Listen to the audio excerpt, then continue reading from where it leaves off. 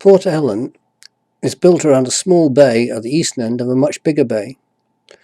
The mouth of the bigger bay is protected for 3/4 of its width by a reef of rocks, leaving a fairly narrow entrance at the western end of the bay between the lighthouse and a green navigation buoy, just visible to the right of the lighthouse. As we approached, a cruise liner anchored in the bay raised its anchor and headed for the entrance like a navy frigate on exercise, pulling G and heeling enough to spill the gin and tonics. We chickened out and went to hide among the rocks until it had passed. It is possible to moor or anchor in the middle of the larger bay, but that leaves you a long way from the shore. Most people choose to go to the small community-run marina built to the east of the ferry terminal. The entrance channel runs close to the ferry berths and is marked by small green buoys. There are just 2 pontoons, and the inner one is only suitable for small boats. The outside of the first pontoon was almost full, and wishing to turn the boat round to face into the wind, we went onto the inside.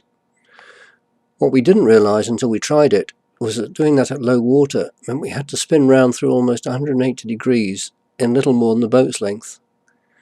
At least the water was clear and the bottom white, so we could see if we were about to put our rudder into the sand. Yeah. I don't know. There's a white one, I assume, just going right the way past the end. I thought that was this one that was coming in and sending. It did come in. I didn't really pay much attention to it.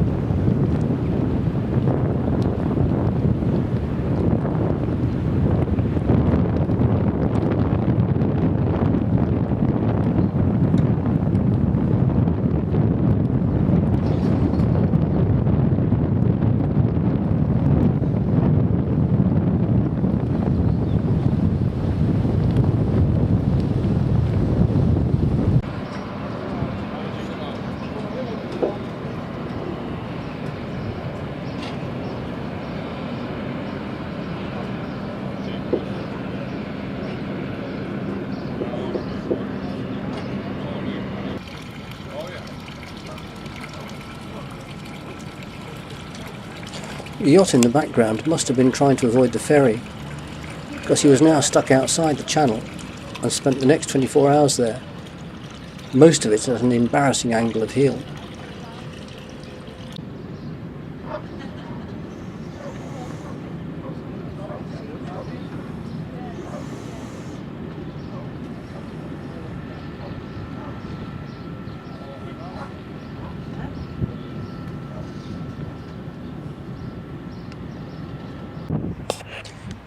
This was our first encounter with the brilliant white sand of the Scottish Island beaches. Slightly spoilt by the storm drains, but impressive nonetheless.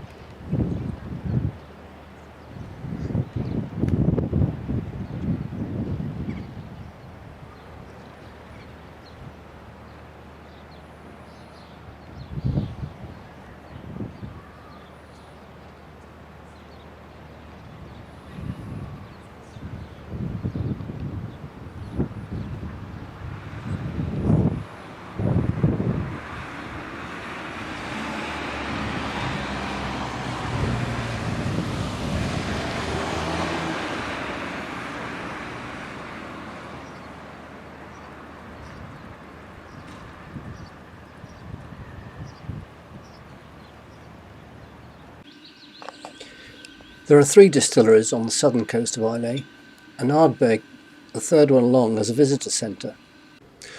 On the 5th of June we set off on a distillery tour. We had walked a couple of miles and a car pulled up to tell us that Laphroaig had a flood and was closed. We were close to Lagavulin and continued there to look at Laphroaig Castle guarding the entrance to Lagavulin Bay. The castle dates back to at least the 13th century, when it was used as a base for galleys and pirate raids. It was mostly owned by the MacDonalds, and in the 17th century endured repeated sieges until it was eventually taken by the Campbells and pulled down in 1677.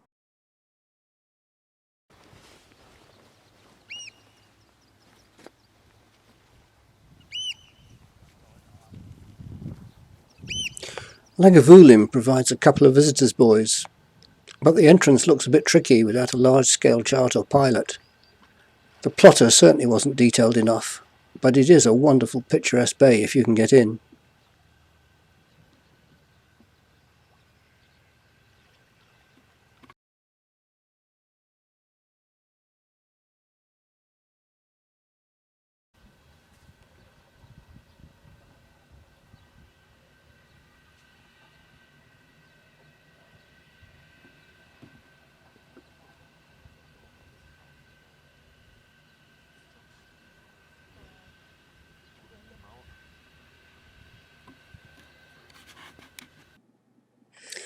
The distillery at Lagavulin was closed, but the one at Laphroaig was open and gave the best tour that we found.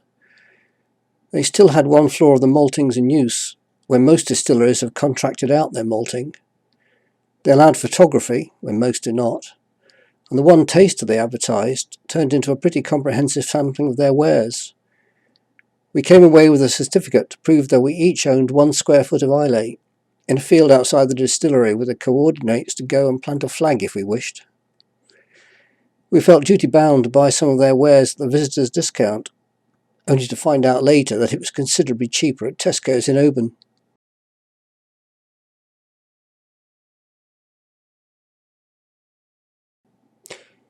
Whisky is matured in oak barrels, previously used to mature bourbon, except for the Laphroaig quarter cask, which is finished off in old sherry casks.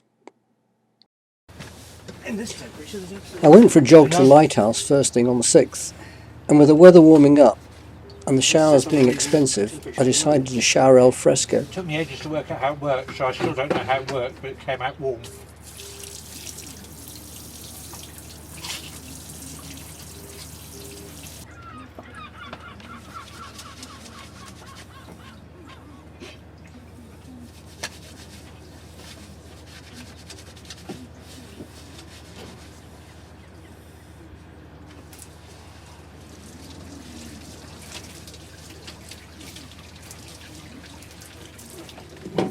Got that slight wind, it was very nice, didn't it?